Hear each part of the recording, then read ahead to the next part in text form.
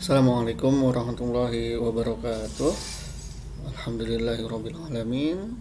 Kita dapat berjumpa kembali untuk melanjutkan materi pelajaran kita, yaitu pelajaran fikih untuk kelas 9 di sekolah kita bersama, yaitu SMP Islam Al-Munawwarah. Insya Allah pada kesempatan kali ini kita akan mempelajari jenis hewan yang sah untuk akikah, hal-hal yang disyariatkan dalam akikah, hikmah akikah, dan perbedaan antara kurban dengan akikah. Alhamdulillah, minggu lalu kita sudah belajar pengertian akikah, terus waktu pelaksanaan akikahnya kapan, jumlah hewannya berapa, dan sunnah-sunnahnya yang dikerjakan ketika akikah itu apa saja. Itu semuanya sudah kita pelajari pada pelajaran yang minggu lalu.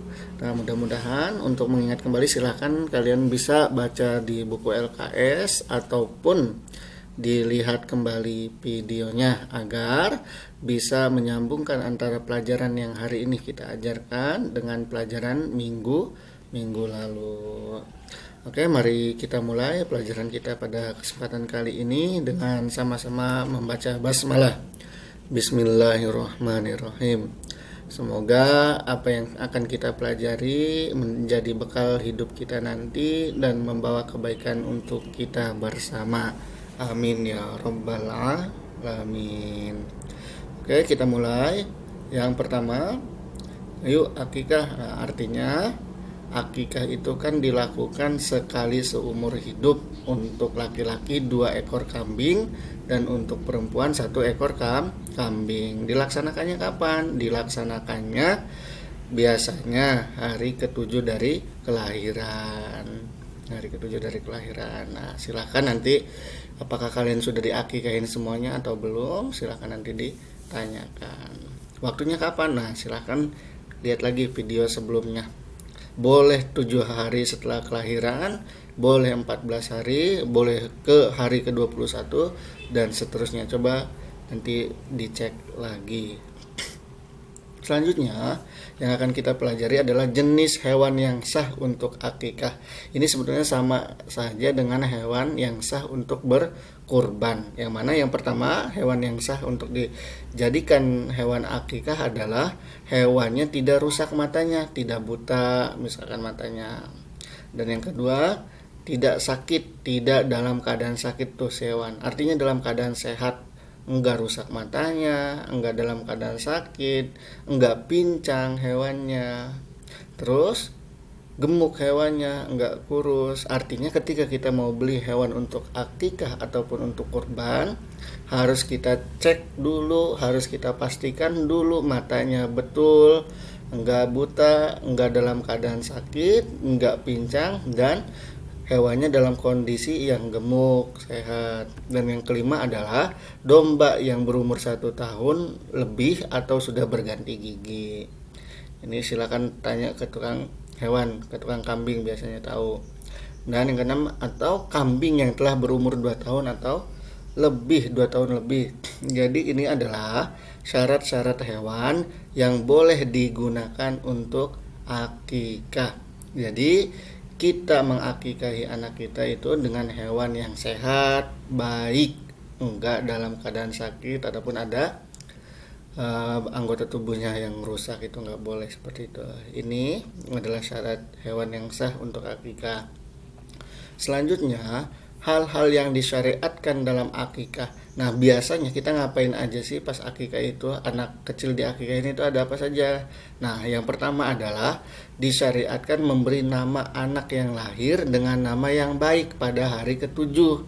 Tidak boleh memberi nama yang mengandung arti syirik atau menyekutukan Allah atau dalam arti yang jelek namanya. Misalkan nanti kalau nanti kita punya anak, misalnya kita kasih nama yang baik-baik, dijadikan nama itu sebagai doa, seperti Abdullah, Hasan, misalkan seperti itu.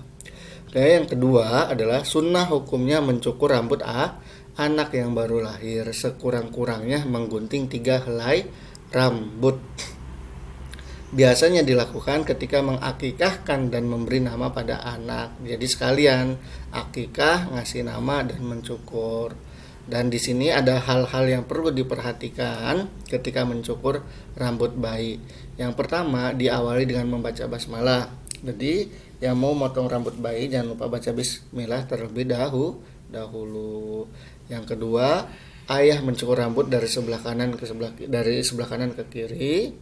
Dan 3, dicukur secara keseluruhan sehingga tidak ada kotoran yang tersisa. Kalau dicukur pas waktu selamatannya nggak cukup waktunya atau nggak enak, ya boleh yang secukupnya saja pas dicukur pada waktu selamatan, nanti setelahnya baru dicukur, dibersihkan sehingga kotoran yang ada di kepalanya tidak ada lagi.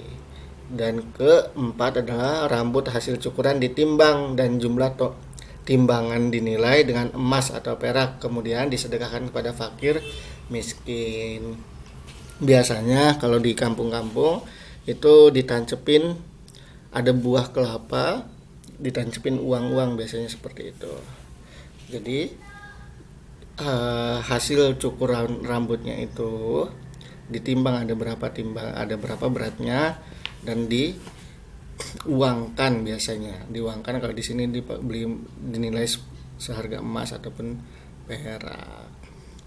Nah, itu adalah hal-hal yang disyariatkan ketika akikah. Nah, sekarang kita akan ini lanjutannya. Yang ketiga, mentahniknya, yaitu mengunyah kurma sampai lembut. Siapa yang mengunyah? Itu biasanya kiai, ulama, orang yang soleh misalkan, itu mengunyahkan kurma sedikit, kemudian meletakkannya pada rongga mulut bagian atas si bayi seraya mengoles-oleskannya. Itu mentahnik, hukumnya sunnah. Dan yang keempat, mengolesi kepala si bayi dengan minyak wangi sebagai pengganti apa yang dilakukan oleh orang-orang jahiliyah yang mengolesi kepala si bayi dengan darah hewan akikah. Seperti pelajaran kita kemarin, bahwasanya pada zaman dahulu si bayi itu diolesi darah dari hewan akikah itu pada zaman jahiliyah. Nah, kemudian Islam menggantinya dengan mengolesi si bayi dengan minyak wangi. Ini adalah hal-hal yang disyariatkan ketika akikah. Mencukurnya baca bismillah, memberi nama yang baik, mentahnik dan mengolesi kepala si bayi dengan minyak wangi.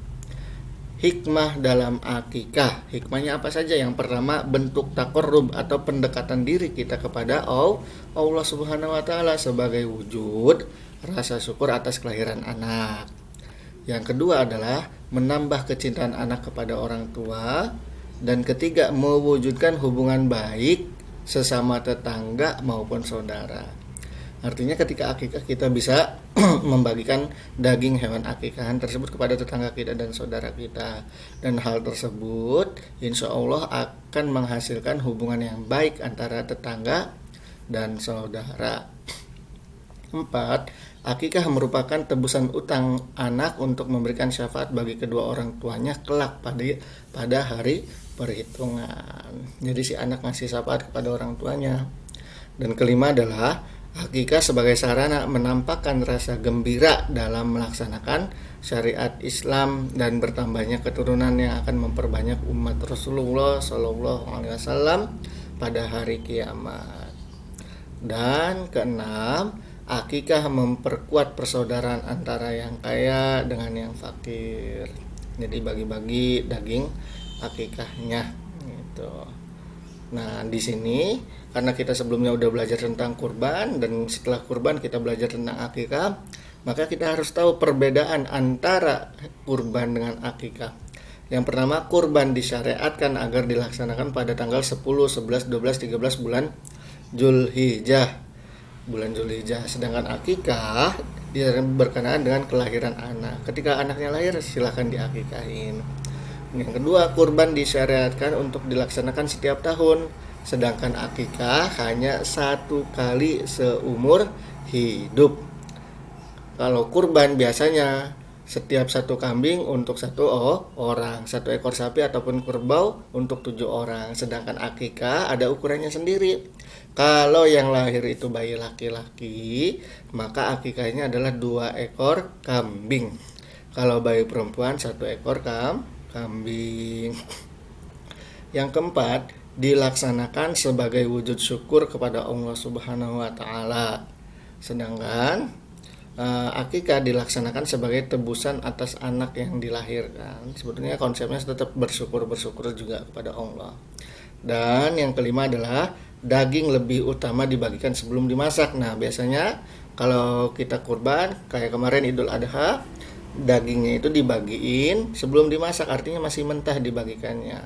Sedangkan akikah dagingnya itu dibagikan sudah matang, biasanya dalam bentuk sate ataupun yang lain-lainnya. Alhamdulillah, pelajaran kita tentang akikah telah selesai. Mudah-mudahan bisa dipahami lagi. Nah, tugasnya adalah kalian mencatat ulang apa yang ada di video ini. Tentu jangan lupa tetap harus dipahami terlebih dahulu, karena insya Allah pertemuan yang akan datang kita akan ulangan tentang kurban dan akikah.